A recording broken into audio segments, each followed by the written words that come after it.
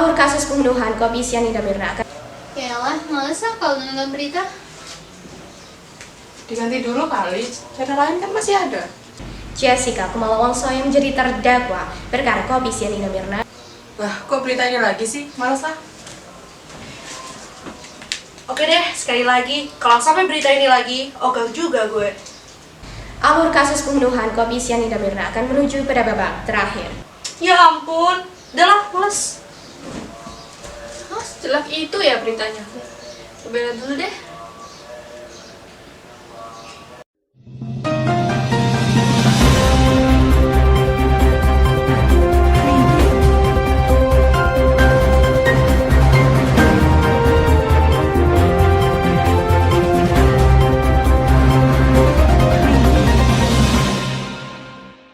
Selamat pagi pemirsa, saat ini Anda sedang menyaksikan Breaking News bersama saya Afeni Raisa. Pemirsa, beberapa waktu terakhir perhatian publik tertuju pada kasus dugaan pembunuhan oleh terdakwa Jessica Kumala Wongso. Terdakwa telah menjalani sidang perdana yang digelar di Pengadilan Negeri Jakarta Pusat pada Rabu 15 Juni 2016. Dalam sidang tersebut, terdakwa mengajukan eksepsi atau keberatan kepada majelis hakim. Tim jaksa penuntut umum membeberkan sejumlah dakwaan terkait keterlibatan Jessica atas kematian Mirna. Namun dakwaan tersebut ditolak oleh Jessica dan tim kuasa hukumnya.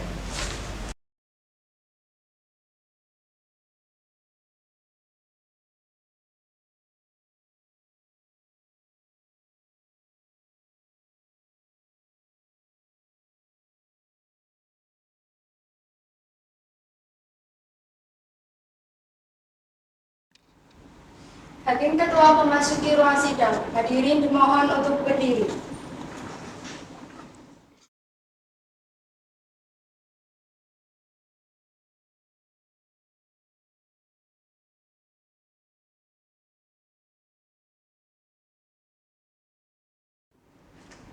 Hadirin dipersilakan duduk kembali.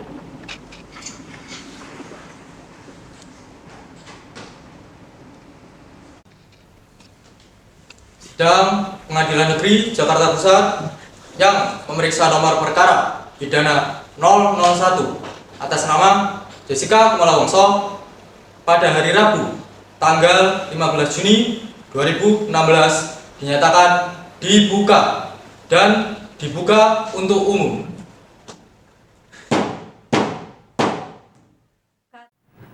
Jaksa penuntut umum, apakah terdakwa sudah siap dihadirkan pada sidang hari ini? Sudah siap, Yang Mulia. Baik, terdakwa bisa dipanggil masuk.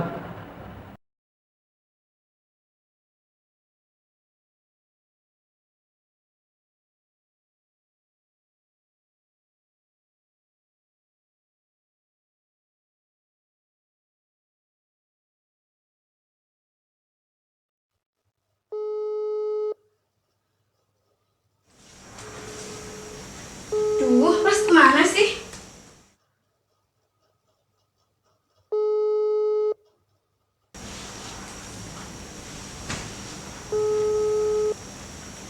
Angkat dong, Pras.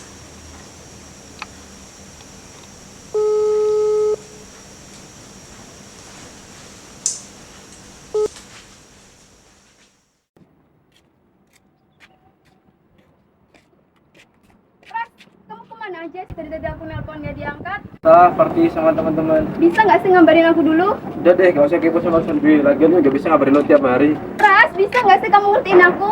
Apa-apaan sih? Lo itu gak usah ngatur-ngatur gue gak deh. Pras, aku tuh udah ngertiin kamu. Tapi kamu malah... Udahlah, gak usah banyak bacot.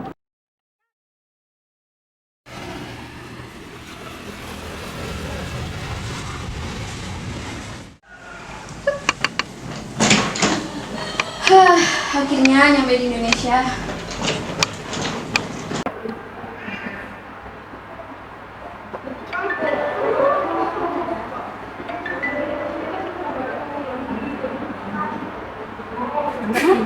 Nanti kita balik ke Indonesia. Gue telepon dulu deh.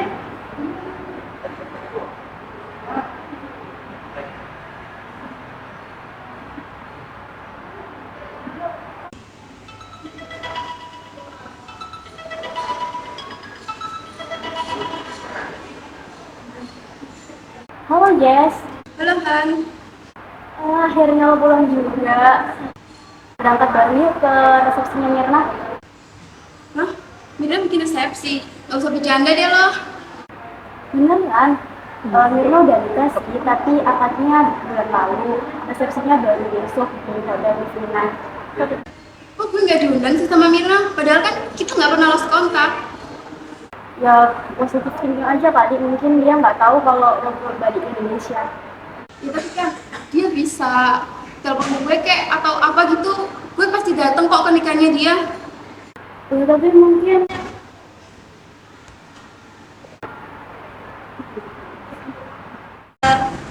Mirna, lo nganggap gue apa sih, Mir?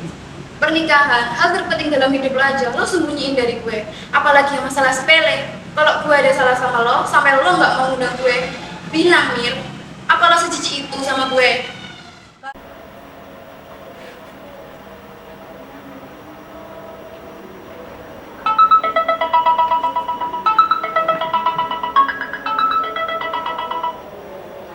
halo, ini siapa ya? Halo Jessie, ini gue Aurel. BTW, gue dapet nomor lo dari si Hani. Dia bilang lo pulang ke Indonesia. Kok lo gak ngabarin gue? Padahal kan gue kangen banget sama lo. Apa sih, lebay deh lo?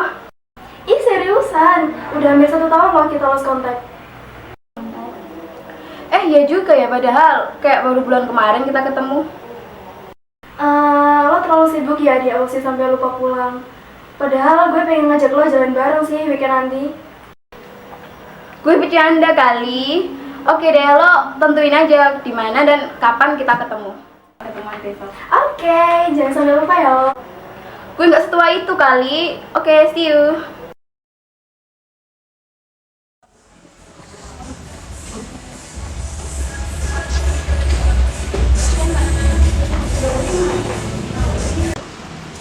Hey Rel. Halo Jessie. Udah lama ya nungguin gue, maaf ya tadi susah cari parkiran. Gak usah minta maaf kali, namanya juga weekend pasti ramai gitu. Gue ngajak di rumah gak apa-apa kan? Gue tuh kangen banget sama lo Jess, akhirnya lo balik juga ke Indonesia. Iya. Gimana kabar lo sekarang? Lebih dari baik. Iya lah, makanya sampai lupa pulang. Ih, nggak gitu. Gue jarang pulang ya karena sibuk ngurusin kerjaan. Gimana kalau lo sama sekolah itu? Masih baik-baik aja kok. Doain Anda sama Irlamian ya. Amin. Kalau ngasih lo aja sih dia sama keras. Padahal dia sering kasarin lo kan. Terus ngomong lagi di depan orang dia nggak sehat. Ya ini juga hubungan tapi ada tantangannya lah. Ya iya sih, tapi ini keterlaluan guys. Dia kan udah ngobrol kan. Bisa jadi dia juga main api di belakangnya. Kok lo soto banget sih lagi pacar gue? Gue cuma khawatir sama lo guys. Dan menurut gue cuma bisa aja sama dia. Mir, ini kan kehidupan gue. Lo gak punya hak, lo gak usah ngatur-ngatur deh. Kalian berdua jangan pada itu dong, kalau beda orang. Vina duluan kok, ngapain dia nyuruh-nyuruh gue putus sama Pras? Padahal dia nikah aja, gue gak diundang, teman macam apaan? Jess, gue gak ngundang lo juga ada alasannya. Kalau gue ngundang lo pasti Mas mau ikut kan? Gue gak mau berarti gue jadi bahagia Gue di sininya ya, lo sama pacar gue. Padahal kalau dia mau ikut, gue bisa nolak nih. Gue tau lo Jess, gue gak mungkin bisa nolak kemauan Pras. Dan itu bikin gue kesel karena lo masih mau aja dijadiin mainan sama dia. Mir, ini tuh kehidupan gue, lo gak usah ngatur-ngatur deh. Dan lo jangan jadi Pras di depan gue. Oke, kalau dia gak mau, berarti gue udah ngundang lo juga hak gue kan? Itu kehidupan gue dan itu pernikahan gue. Oke, fine nih. Thank you buat teman selama ini. Gue rasa gue bukan temen yang baik buat lo. Sampai-sampai hal segiga ini lo gak ngabarin gue, Mir. Coba lo ada di posisi gue sekarang. Coba rasain sakitnya jadi gue. Masalah gue di Aussie aja belum kelar. Ditambah lagi lo dengan terang-terangan nyuruh gue putus sama Pras. Mau lo apa sih, Mir? Lo gak mau lihat sahabat lo bahagia, ha? Maksud gue gak gitu, Jessie. Gue gak mau temen gue ada di hubungan toksik kayak gini. Gue mau lo terlepas dari kehidupan bebas Pras, biar lo bahagia. Bahkan lo cuma nganggep gue temen ya, Mir. Emang gue sama ini bodoh. Jadiin sahabat orang yang gak nganggep gue sahabatnya. Jess and Jess.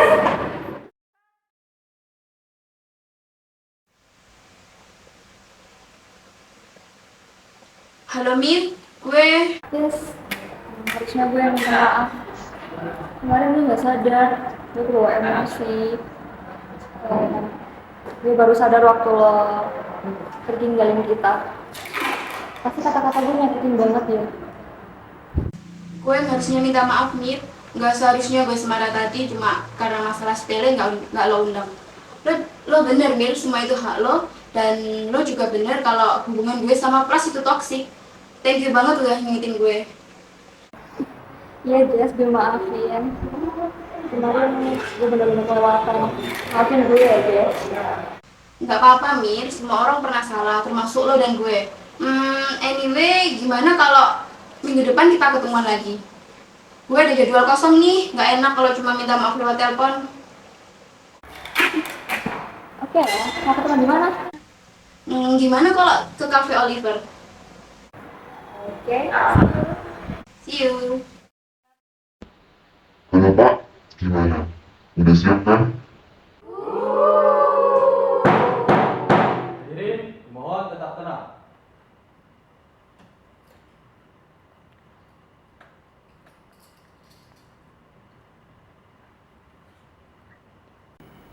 Terdakwa Jessica Kumala Wongso berusia 27 tahun, bertempat tinggal di Jalan Selat Banda, Sunter Ikon, Jakarta Utara, dan bekerja sebagai desainer grafis.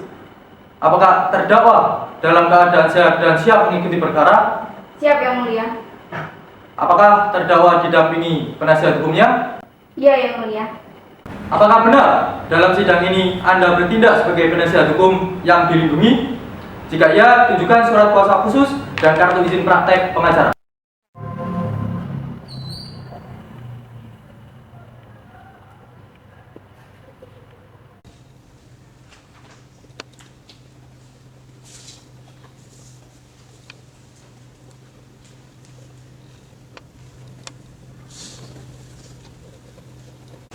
Jaksa penuntut umum dipersilakan membacakan surat tuntutan dakwaan, dan untuk penasihat hukum diminta untuk mendengarkan dengan hati-hati. Di dalam kasus ini tertera bahwa terdakwa Jessica Kumala alias Jessica Kumala Wongso alias Jess pada Rabu 6 Januari 2016 bertempat di Cafe Oliver, West Mall, Grand Fort, Grand Indonesia, Kebon Kacang, Tanah Abang, Jakarta Pusat dengan sengaja dan dengan rencana terlebih dahulu merampas nyawa orang lain. Apakah terdakwa ataupun penasihat hukum terdakwa keberatan terhadap dakwaan jaksa penuntut umum? Iya, Yang Mulia. Di hadapan kita duduk seorang perempuan bernama Jessica Kumala Wongso, sarjana lulusan Wiley Blue College of Design di Sydney, Australia. 8 tahun bekerja sebagai desain grafis. Sekarang, dia didakwa penuntut umum melakukan pembunuhan berencana terhadap Wayan Mirna Salihin. Ada yang percaya dia melakukannya, ada juga yang tidak percaya. Ini kasus aneh Yang Mulia. Jessica dituduh membunuh, padahal tidak ada seorang pun yang melihat dia melakukan pembunuhan tersebut. Tentu, kami tidak mau ini tercipta opini bahwa dialah pelaku sesungguhnya. Lalu dibentuk opini seolah-olah dia seorang kriminal. Dakwaan jaksa penuntut umum telah disusun secara jelas, cermat, dan lengkap, sehingga secara keseluruhan eksepsi penasihat hukum terdakwa seluruhnya ditolak dan keberatan tidak akan dipertimbangkan. Nyatakan pemeriksaan perkara atas nama Jessica Kumala Wongso dilanjutkan. Atas putusan tersebut, maka kami akan melakukan banding.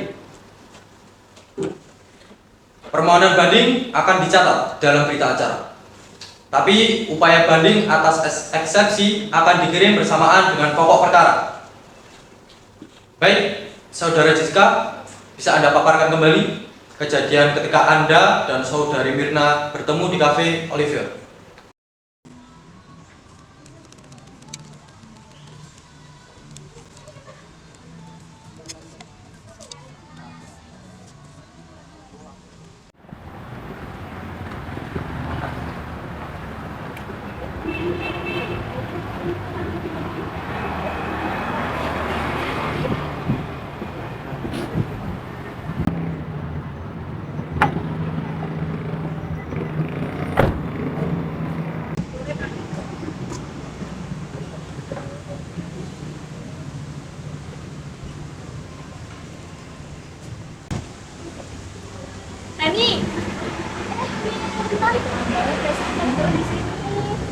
Banter ya? Enggak sih, dia cuma mau jalan-jalan aja.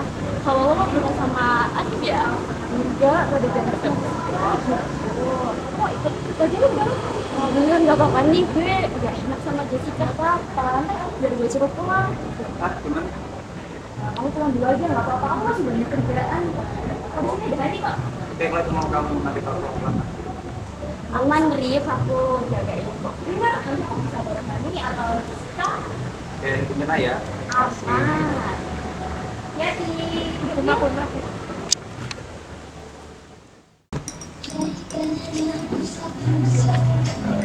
Mir. Jess sudah nyoba? Enggak, baru aja kok. Duduk ih, udah gue siapin nih pesananmu kopi Vietnam kan? Yuk, siap aja sih. Gue ngajak Hani gak apa kan? Santai aja lah, Mir. Hani boleh gabung kok. Mir, lo kesini tadi diantar ya? Ya diantar aja sama orang pengantin baru. Tadi aja Arif dikirimin enak ke gue. Iya, tadi gue diantar sama suami. Iya, udah suami aja nih nyebutnya, jadi pengen ikutan nikah deh gue. Wah, aja sebelum nikah. Ya doain aja lah ya, biar bisa cepet nyusulin. BTW, ada acara apa nih kalian berdua serius? Jadi kemarin tuh gue sama Mirna habis berantem. Jadi sekarang gue mau minta maaf. Soalnya kalau cuma lewat telepon gak enak. Kalau begitu kalian mulai aja ya. Gue mau lihat. Ya kali di sini cuma ya ada sakit banget gue. Ya silakan. Mir, gue minta maaf ya. Gue udah lost kontrol emosi kemarin. Yes. Harusnya gue juga gak gitu kemarin sama lo. Gue udah lebih ngertiin proses lo. Gue udah baik ya. Kalau gitu mau pesan apa biar sekalian aja gue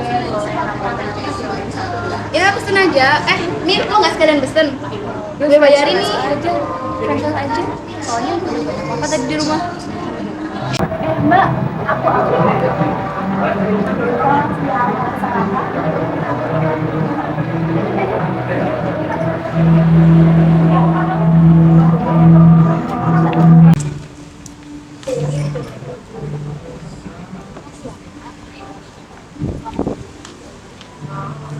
aneh banget ya rasa kopinya. Aku nggak salah pesan kan? Enggak, gue bener kok pesennya kopi Vietnam. Gue udah nggak dicipin. Aneh banget tau. Enggak, Mir, gue nggak suka kopi.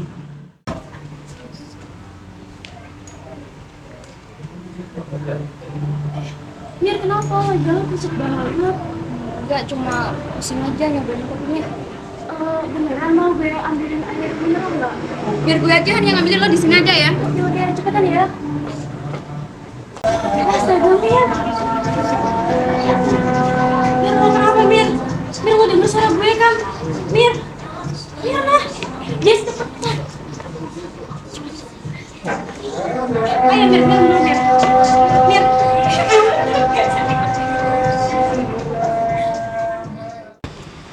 Jess, coba usapin mulut Mirna ya. Jadi tadi kalian sebenarnya gue mau coba telepon Arif dulu.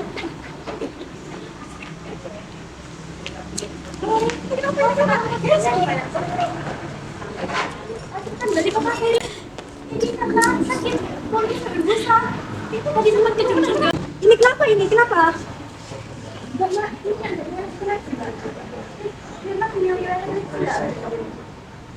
nggak ada, Mbak. Mbak, tolong ini minumnya dicek lagi, Mbak. Misi, Mbak. Saya ini perawat dari rumah sakit, boleh saya cek nadinya? Mira. Ini nadinya masih ada, cuman melemah. Sebaiknya dibawa ke rumah sakit saja. Mbak, ini masih nunggu suaminya, saya nggak pengen berketemu sendiri. Kan gimana? Bisa tolong bawa ke rumah sakit nggak? Bisa. Ayo tolong Mbak, tolong diangkat ya. Ayo.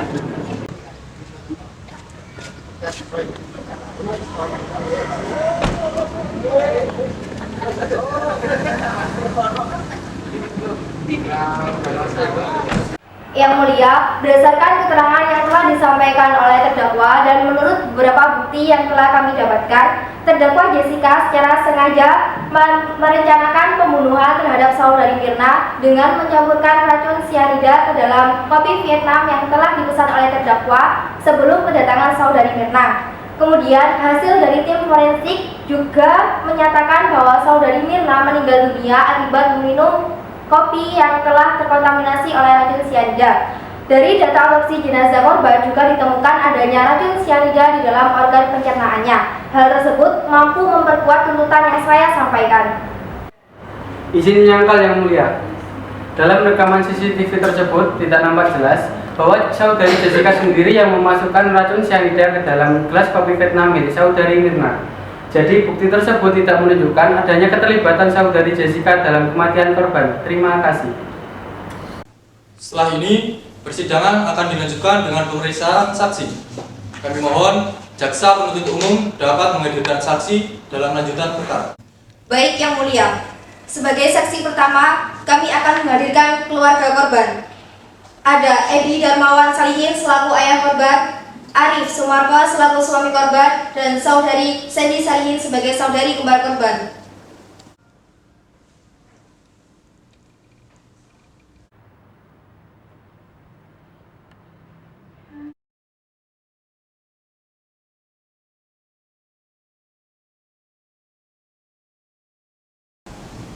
Saya bersumpah bahwa saya akan menerangkan dengan sebenarnya dan tiada lain dari sebenarnya.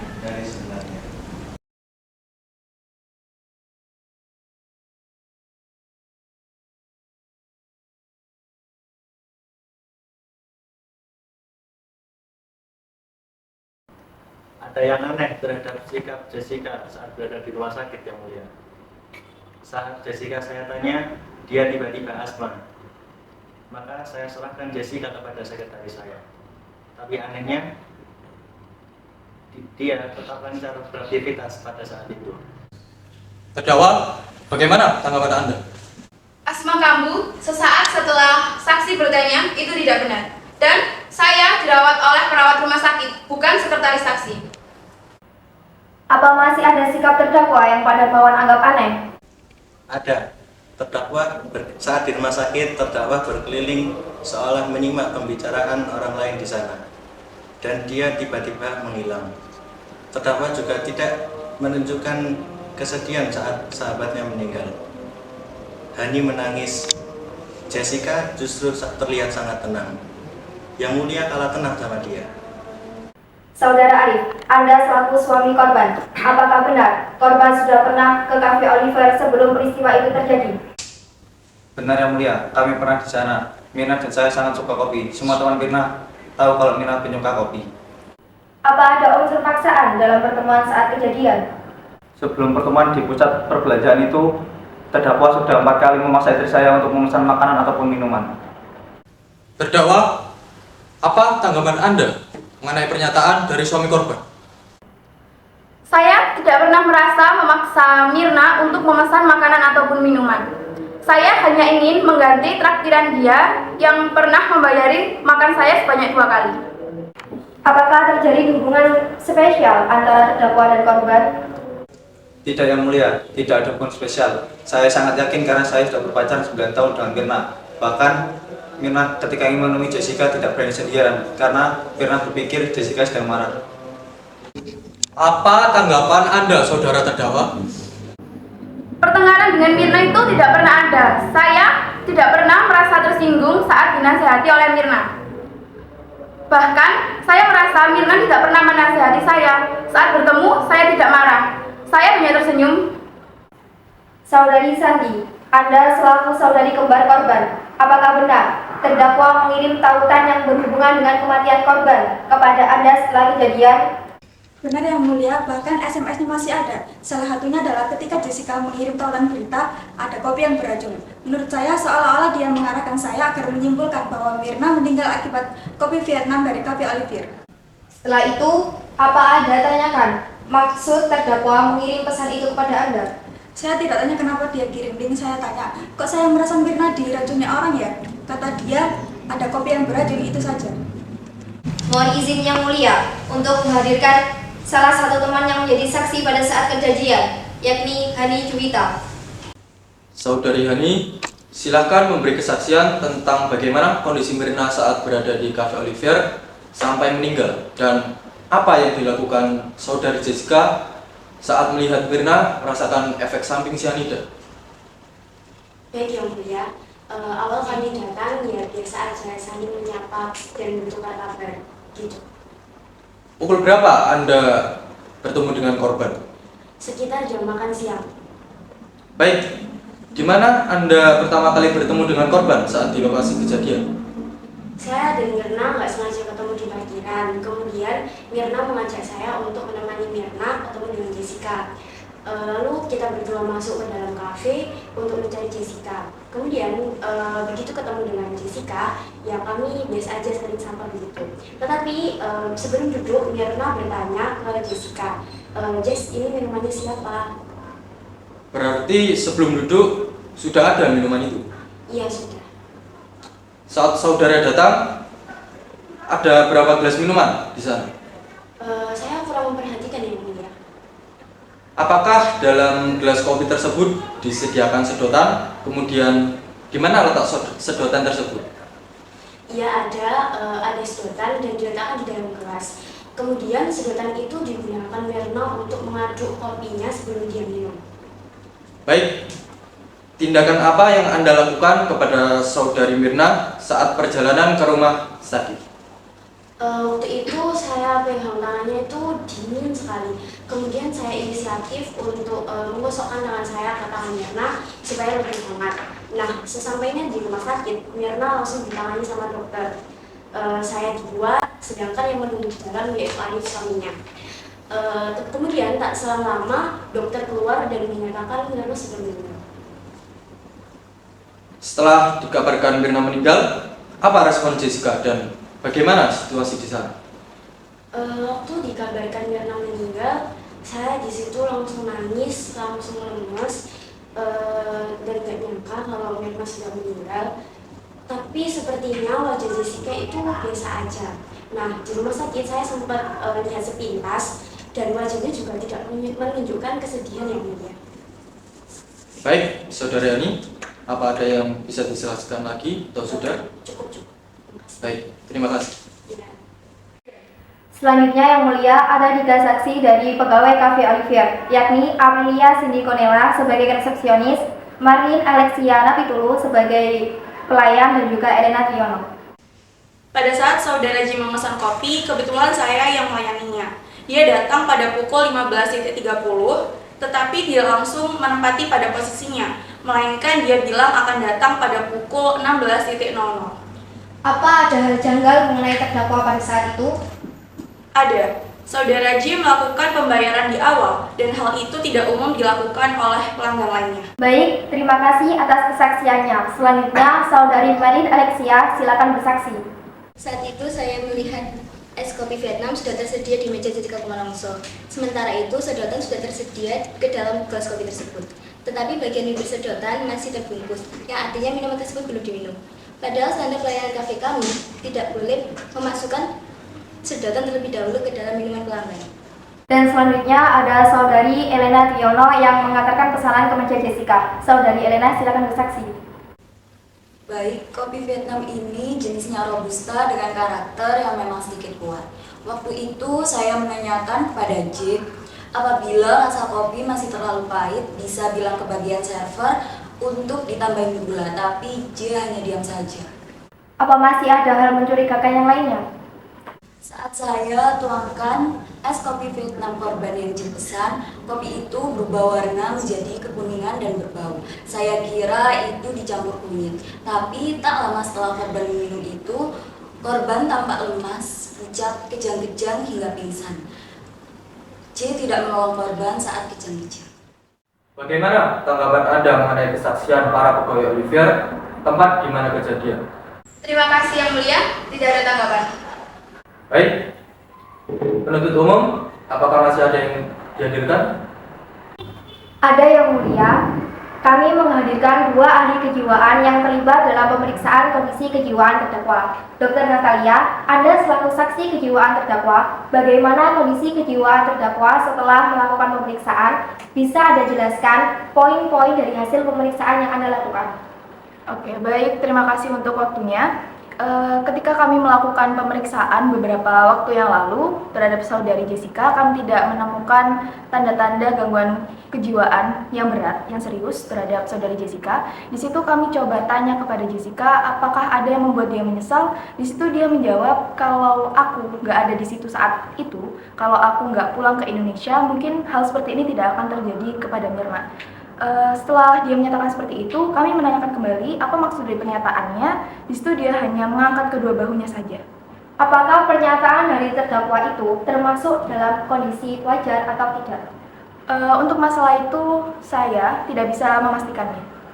Apakah benar terdakwa pernah melakukan percobaan bunuh diri? Saudari Jessica memiliki resiko yang tinggi untuk melakukan kekerasan terhadap dirinya sendiri maupun orang lain, terutama ketika dia sedang dalam kondisi tertekan seperti saat ini. Kami juga mendapati beberapa fakta-fakta menarik terbaru mengenai saudara Jessica di Australia, yang mana dia memiliki beberapa catatan kepolisian di sana yang mengatakan bahwa saudara Jessica ini seringkali melakukan percobaan bunuh diri di Australia. Seperti itu.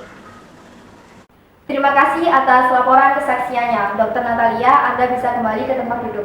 Selanjutnya ada Dr. Rati selaku psikolog klinis terdakwa. Silakan duduk dan menyampaikan hasil dari pemeriksaan kondisi kejiwaan terdakwa. Baik, izin bersaksi yang mulia. Sikap terdakwa selama menjalani pemeriksaan cenderung sangat tenang dan menjaga emosinya. Terdakwa bahkan bersikap dingin di situasi yang dapat diprediksi. Kecuali saat dirinya tidak siap, maka emosinya akan terpacu. Salah satunya yaitu saat dimintai perpanjangan masa penahanan. Apakah dia tenang karena dia sudah memprediksi apa yang ingin ditanyakan kepadanya?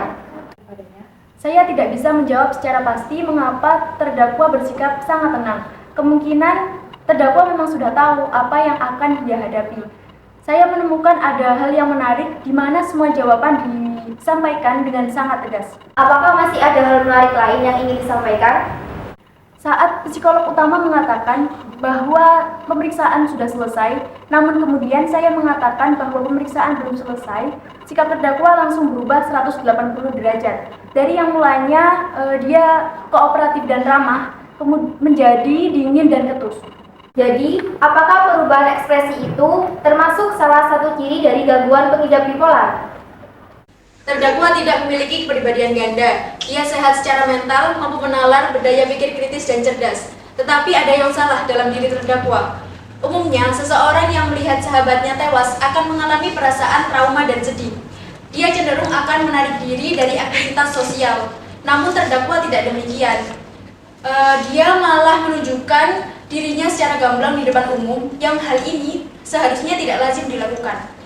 Jadi, selama 6 jam penyidikan kami menyimpulkan bahwa terdakwa memiliki kepribadian jenis amorous narsistik, yaitu kepribadian yang membuat seseorang seringkali menggunakan kebohongan yang rumit. Terdakwa, bagaimana tanggapan Anda mengenai kesaksian para ahli psikologi? Banyak pernyataan para ahli yang tidak benar, tidak konsisten, dan tidak netral. Saya akan menghadapi pernyataan para ahli bila saya diperiksa. Tolong penontonnya diamankan. Para hadirin, tolong tenang. Selanjutnya, jaksa penuntut umum dimohon menghadirkan saksi forensik. Baik yang mulia, kami akan menghadirkan 2 ahli toksikologi forensik. Dr. Alicia, silakan jelaskan hasil pemeriksaan Anda. Menurut hasil pemeriksaan, jumlah kandungan cyanida di gelas dan di lambung korban berbeda. Ada reaksi jika terkena asam dapat berubah menjadi HCN ketika masuk lambung. Kadar cyanida yang kami dapat di gelas dan di lambung berbeda jauh, drop. Di gelas tersebut tidak ada kandungan asamnya, sedangkan yang ada di lambung menurun drastis. Karena ketika masuk ke dalam tubuh akan langsung bereaksi dengan temperatur keasaman. Apakah ada keterangan lain mengenai hilangnya efek cyanida? Ada. Efek cyanida akan hilang saat dimasukkan ke dalam air panas. Dan sebaliknya cyanida memiliki efek samping jika dimasukkan ke dalam air dingin. Makanya pelaku ini cukup smart, pintar yang mulia. Artinya ia tahu bahwa cyanida terkena air panas tidak akan memiliki efek apapun. Cyanida seperti apa yang digunakan oleh terdakwa hingga efeknya sangat cepat terjadi? Berdasarkan rekaman CCTV dapat dilihat bahwa saudari menggaruk tangannya. Kemungkinan karena Tangan saudari terpapar cyanida dan cyanida yang digunakan juga kemungkinan berupa padatan, butiran, ataupun bongkahan tidak dapat diketahui. Tetapi cyanida yang sudah masuk ke dalam tubuh korban berbentuk larutan seperti gula dalam teh dan larutnya cepat sekali. Selanjutnya yang mulia ada Profesor Alea sebagai saksi forensik kedua. Profesor Alea, silakan memberikan kesaksian. Saudari Mirna mengalami kerusakan parah pada lambung karena cyanida yang masuk ke dalam sangat cepat, membuat dinding lambung rusak menyeluruh. Artinya ada senyawa asing yang mengakibatkan reaksi seperti itu. Apakah sudah dipastikan itu adalah senyawa cyanida? Jika benar, mengapa cyanida itu tidak berbau menyengat? Sedangkan seperti yang kita tahu, senyawa cyanida itu sangat berbau menyengat. Cyanida berdampak pada kekurangan oksigen secara mendadak. Reaksi awal akan terjadi pusing, lalu kejang-kejang, serta nafas terengah-engah. Semua hal itu dialami korban sebelum meninggal. Dan alasan mengapa cyanida itu tidak berbau menyengat karena jika cyanida dituangkan di awal pembuatan kopi, maka bau menyengat akan menyeruak memenuhi ruangan. Tetapi, jika ditaburkan di saat kopi sudah jadi, maka cyanida tidak akan menyengat karena lamban berubah menjadi gas. Apa tanggapan terdakwa mengenai pernyataan saksi? Saya tidak ada tanggapan yang mulia. Penasihat hukum, apa ada tanggapan? Ada yang mulia. Saudari ahli, apakah saudari sendiri yang melakukan penelitian dan pemeriksaan barang bukti tersebut atau hanya membaca BAP ahli toksikologi Alea?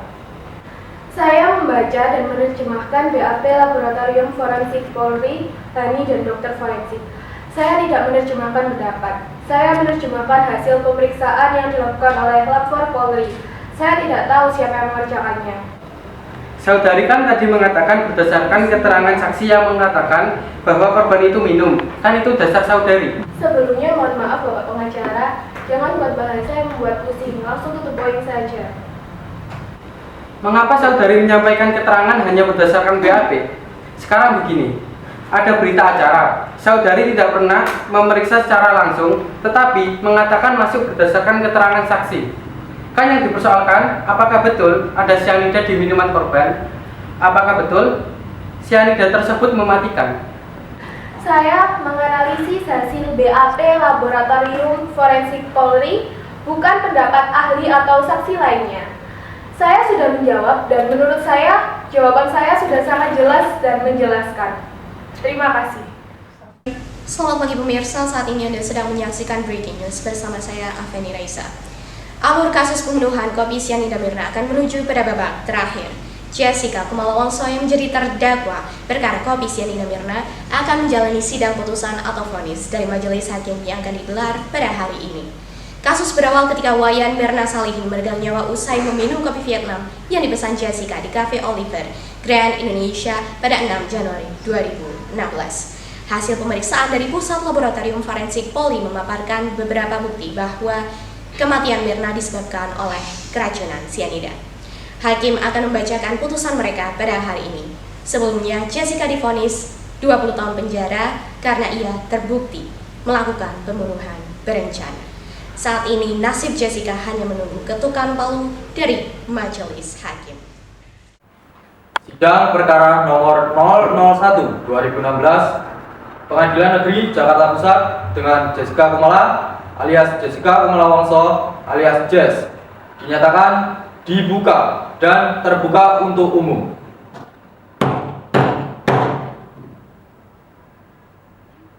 Kita tanyakan kepada terdakwa, apakah dalam kondisi sehat pada hari ini? Sehat yang mulia. Bisa dilanjutkan persidangan? Bisa yang mulia. Perlu kami sampaikan bahwa ini adalah pembacaan putusan. Sebelum pembacaan dilakukan, saya mohon untuk semua pengunjung diharapkan tenang dan tidak mengeluarkan kata-kata ataupun sorak-sorak.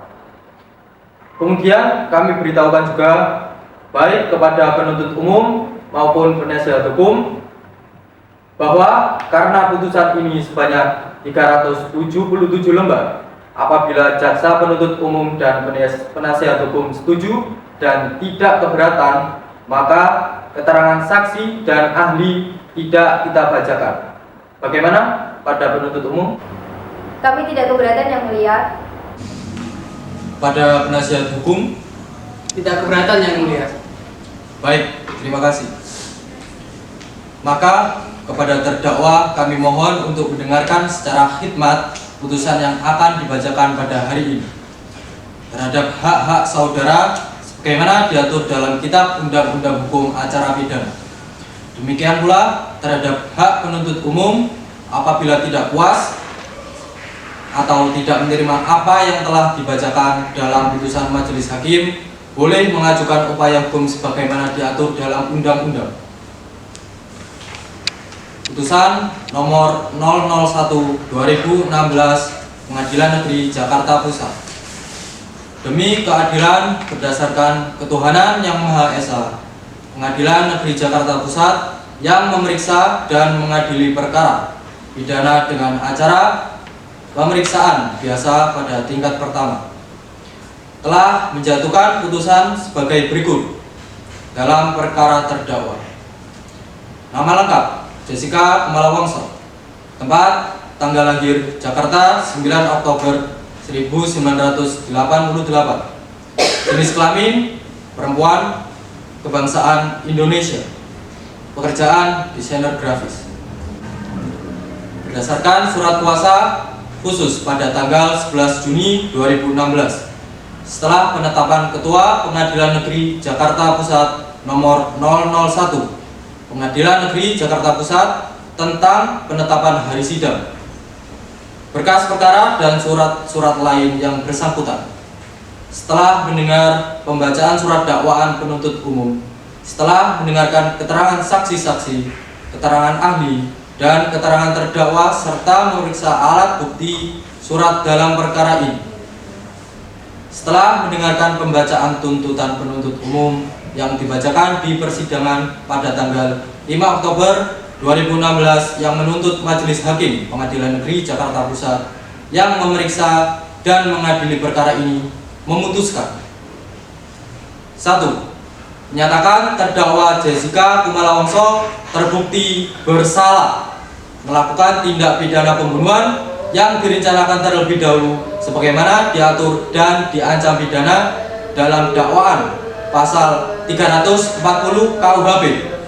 2. Menjatuhkan pidana terhadap Jessica Kumala Wongso dengan pidana penjara selama 20 tahun dikurangi selama terdakwa menjalani tahanan sementara dengan perintah terdakwa tetap ditahan.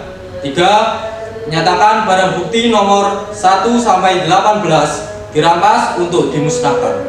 Nomor 19-29 tetap terlampir dalam perkara nomor 30 dikembalikan kepada saksi Arif Budiman Sumarko.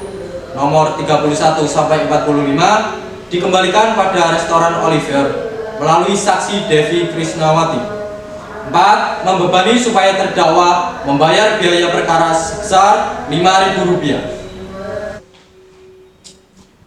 Setelah mendengarkan pembelaan dari terdakwa dan tim penasihat hukum terdakwa yang dibacakan di depan persidangan pada tanggal 12 Oktober 2016 yang pada pokoknya sebagai berikut.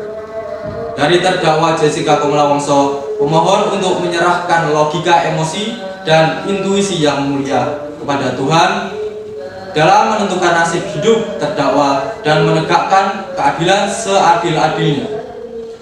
Karena hanya Tuhan yang tahu secara keseluruhan siapa diri terdakwa dan terdakwa bersumpah kalau terdakwa bukan pembunuh. Terdakwa bisa berada di sini dengan tegar dan kuat adalah bukan bukti yang mutlak kalau Tuhan bersama kita semua. Ih, ngeri banget gak sih? Temen aja diracunin. Astagfirullah. Ih, ngagetin aja sih lo. Ya kalian tadi katanya gak tertarik kok, sekarang pada lihat. Aku kepo sih, habis kalian nantinya kayak seru gitu. Iya nih, tapi bukti-buktinya tuh kurang kuat kalau membuktikan dia bersalah. Iya sih. Udah deh, daripada musingin kasus orang, mending kita nongki yuk. Yuk.